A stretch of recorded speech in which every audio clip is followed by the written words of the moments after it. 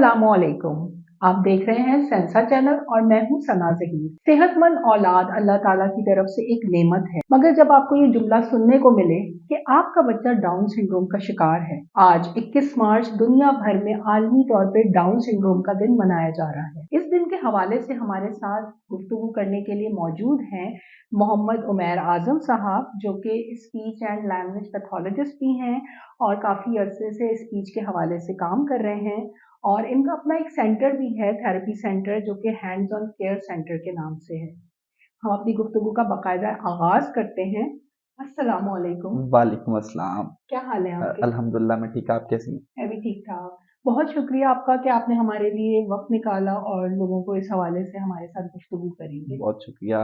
आपने एक तो ये है कि एक जो डाउन सिंड्रोम का डे है उसके हवाले से अगर लोगों को कोई अवेयरनेस किसी भी तरीके से जाती है ताकि वो अपने बच्चों का प्रॉपरली ट्रीटमेंट, उनकी सेहत, उस हवाले से कुछ भी कर सके, तो इसमें आपका बहुत शुक्रिया कि आपने एक बहुत सा प्लेटफॉर्म प्रोवाइड किया जिनसे पेरेंट्स को बहुत सी अवेयरनेस मिल सके और उस हवाले से वो अपने बच्चों के प्रॉपर ट्रीटमेंट, डायग्नोसिस के अकॉर्डिंगली काम कर सके। ठीक है, बहुत शुक्रिया आपका। Thank you. जी। अच्छा, इस हवाले से जो मेरा पहला सवाल है कि डाउन सिंड्रोम एक्चुअली है क्या और हम इसको कैसे पहचान सकते हैं, इसके फीचर्स क्या हैं?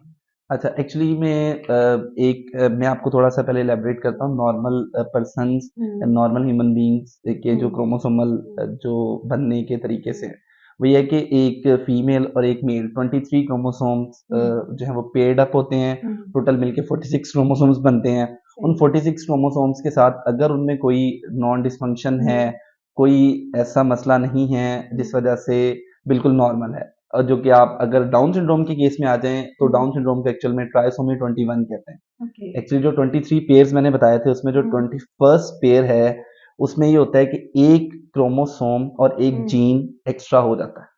ठीक है, मतलब अगर आप जो डिविजन्स देखेंगे, 21st पेयर ऑफ क्रोमोसोम है उसमें अगर एक्स क्रोमोसोम होता है तो वो मेल के लिए मेल के फीचर्स उसमें आते हैं। अगर वाई क्रोमोसोम्स हैं तो वो फीमेल्स का है। लेकिन क्योंकि इसका नाम जो ट्राइसोमी 21 है, इसका मतलब है इसमें एक कॉपी जो है वो जीन्स की वो एक्स्ट्रा आती है, जिस वजह से ये डाउन सिंड्रोम में कंसिडर्ड होता है। ठीक है।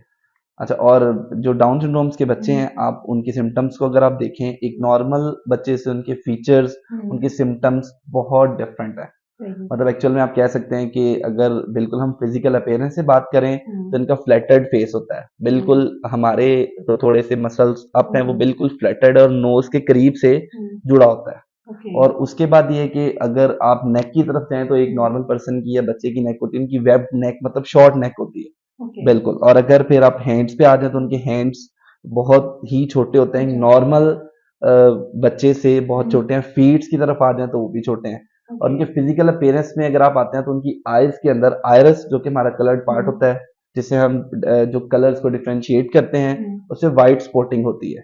और अगर टंग देखे तो उनकी टंग, अगर, क्योंकि मैं as speech and language pathologist हूँ तो मैं अगर उन फीचर्स के अकॉर्डिंगली भी देखूँ तो उसकी टंग बिल्कुल इतना होता है कि लिप्स के बिल्कुल करीब आती है।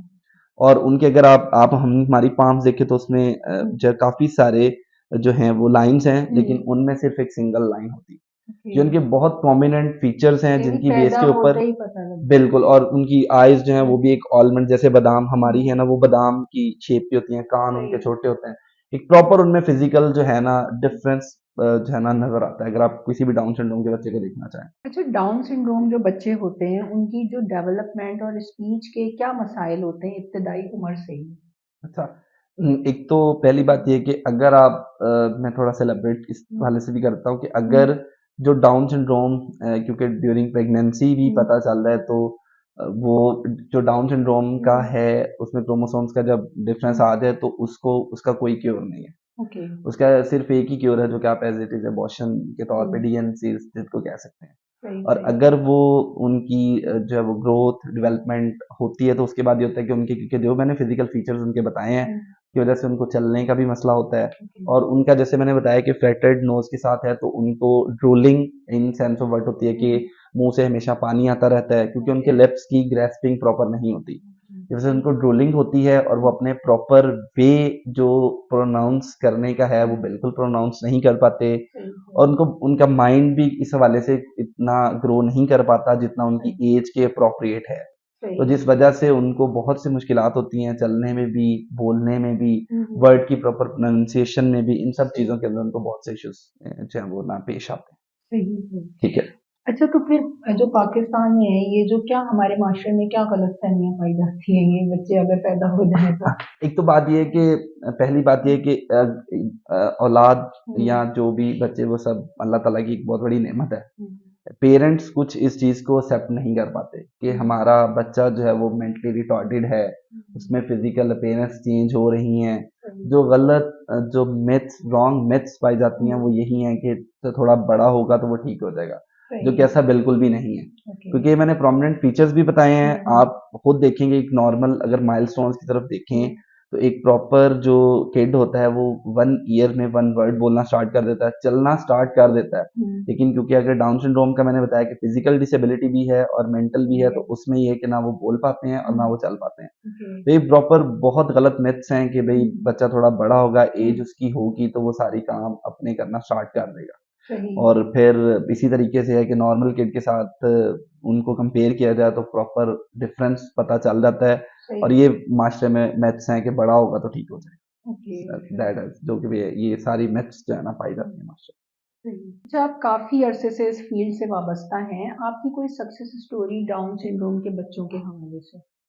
एक्चुअली जैसे मैंने आपको बताया कि डाउन सिंड्रोम के केसेस मैनेजेबल होते हैं। मेरे अभी क्लिनिक में रिसेंटली एक रेड सिंड्रोम की बच्ची आई है, अभी रिसेंटली आई है, तो उस पे भी वर्क चल रहा है। लेकिन अगर आप देखें डाउन सिंड्रोम के हवाले से मेरे क्लिनिक की कोई सक्सेस स्टोरी, कोई ऐसी सक्सेस स्टोरी मेरे क्लिनिक की नहीं है। बाकी बहुत सी और चीज अब मेरे कैरियर की भी, मतलब डाउन सिंड्रोम्स के, अब क्योंकि जैसे मैंने बताया कि वो एक सिंड्रोम है, उसमें बहुत से जो थेरापिस्ट हम वर्क करते हैं, जैसे मैंने आपको बताया फिजियोथेरापिस्ट वर्क करता है, स्पीच थेरापिस्ट भी वर्क करता है, ऑक्यूपेशनल थेरापिस्ट भी काम करता है। तो वो अगर मैं अकेला अपने स्पीच के अकॉर्डिंगली करूँ तो बहुत से ऐसे बच्चे हैं जो कि वर्ड्स बिल्कुल नहीं बोल पाते, और मोटर मसाजेस होते हैं उनके, गम मसाजेस हैं जिसके बाद वो कुछ वर्ड्स बोलते हैं। लेकिन प्रॉपर, क्योंकि जब तीनों मिलके उन पे काम नहीं करेंगे तो वो एज इट इज एक प्रॉपर, मैं उसको अपनी अपनी अकॉर्डिंगली वो एक सक्सेस स्टोरी नहीं कहूँगा। क्यों? क्योंकि लेकिन मैं स्पीच पे काम किया तो स्पीच के अकॉर्डिंगली उनकी काफ़ी सारी चीज़ें बेहतर हो जाती हैं, वर्ड्स बोलते हैं, अपनी बात को कन्वे कर सकते हैं। लेकिन मेरी अपनी अभी अपने कैरियर की कोई इतनी खास सक्सेस स्टोरी नहीं है जिसको मैं कह सकूं कि प्रॉपर सक्सेस स्टोरी है। वो आगे अपनी किसी काम की तरफ है या एजुकेशन की तरफ है, जैसे मेन स्ट्रीम्स में होता है कि वो जाता है पढ़ने के लिए, लेकिन ऐसी मेरे अभी कैरियर की कोई सक्सेस स्टोरी नहीं है। इंशाल्लाह हम होप कर रहे हैं, ट्राई कर रहे हैं। अभी ये जो आई हैं, जो हमारे पास बच्ची आई हैं, मैं उनके ऊपर इंशाल्लाह वर्क हो, क्योंकि मेरे एक प्रॉपर ऑर्गेनाइजेशन में, मेरे क्लिनिक में सारी जो थेरेपिस्ट हैं, सारी टीम्स काम कर रही हैं, तो उन पे प्रॉपर वर्क हो रहा है। इंशाल्लाह जल्दी जो है ना हो जाएगी, इंशाल्लाह जरूर जरूर सुनो। अच्छा, ये मुझे पूछना था कि ये क्योंकि इनको सेहत के मसाइल भी होते हैं, खा पी भी नहीं सकते हैं, तो इनकी एवरेज एज कितनी होती है अंदाज़न? एवरेज एज अगर आप देखें कि 60 ईयर्स तक भी इनकी जो है एज हो जाती है, मैक्सिमम वो है। लेकिन रिसेंटली अभी एक जो यूनाइटेड स्टेट्स ने जो रिसर्च निकाली उसके अंदर है कि 25 ईयर्स ऑलमोस्ट जो है वो इनकी ना एज डिटरमिन, क्योंकि एज हम तो नहीं बता सकते कि किसका टाइम कितना है, लेकिन एक अप्रोप्रिएट उनकी स्टडी के मुताबिक है कि 25 ईयर्स जो है ना वो इनकी है। ये तो सब अल्लाह जानता है, आपको भी पता है जिंदगी और मौत अल्लाह के हाथ में है, तो हम इनको कुछ कह नहीं सकते। लेकिन रिसर्चेज के मुताबिक यही आया कि 25 ईयर्स जो है ना वो उनकी एज का एक लिमिट बनती है। अच्छा, हमने डाउन सिंड्रोम बच्चों के हवाले से जाना, अब आपका कोई पैगाम है इन बच्चों के वालिदैन के लिए, रिश्तेदारों के लिए, माशरे के लिए खास तौर पे? सबसे पहले तो ये है कि आप इस चीज़ को एक्सेप्ट करें कि अल्लाह पाक ने आपको एक गॉड गिफ्टेड किड दिया है, ठीक है। ये भी है कि डाउन सिंड्रोम्स के बच्चे बहुत ज़्यादा हाई इंटेलिजेंस के भी होते हैं, मतलब उनका ब्रेन बहुत, कुछ ऐसा भी केसेस होते हैं, रेयर केसेस जिनके अंदर ब्रेन बहुत ज़्यादा उनका वर्क करता है, जो कि एक आम पर्सन से भी ज़्यादा होता है, आम किड से भी ज़्यादा होता है। तो पहली बात ये कि आप अपने उस जो है वो किड या जो भी है उसकी जो चीज़ें हैं उनको देखें, उसके बाद आप उनके प्रॉपर प्लान्स बनाएं, ट्रीटमेंट्स की तरफ जाएं, ताकि आपको ये माशरे को भी पता चले, आपके लिए भी ये बेहतर हो। यही मेरा पैगाम है कि आप जो है वो इस चीज़ को एक्सेप्ट करते हुए इनके ट्रीटमेंट प्लान्स को बनाएं, आप इनकी तरफ तवज्जो दें, ताकि जो है वो ये अपनी एक नॉर्मल लाइफ की तरफ जा सकें। क्योंकि बहुत से पेरेंट्स ऐसे हैं कि अगर ऐसा किड हो जाता है जो गॉड गिफ्टेड है, तो उनको वो घर में ही रखते हैं, कहीं बाहर नहीं लेके जाते।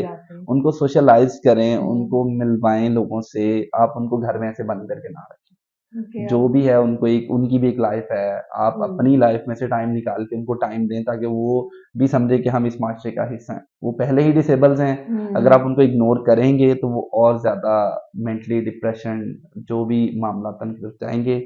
बेहतर ये है कि आप उनको इग्नोर ना करें, उनकी तरफ तवज्जो दें, अटेंशन दें, ताकि वो अपनी लाइफ के अंदर कुछ अचीव कर सकें। आज हमने डाउन सिंड्रोम के हवाले से जाना और उम्मीद करती हूँ कि पेरेंट्स और माशरा ये सुनने के बाद इन बच्चों को ज़रूर स्पेस देगा और हमारी हुकूमत भी इस मामले पे तवज्जो करेगी, क्योंकि पाकिस्तान में ऐसे कोई भी सेंटर्स नहीं है जो डाउन सिंड्रोम बच्चों को देख सकें।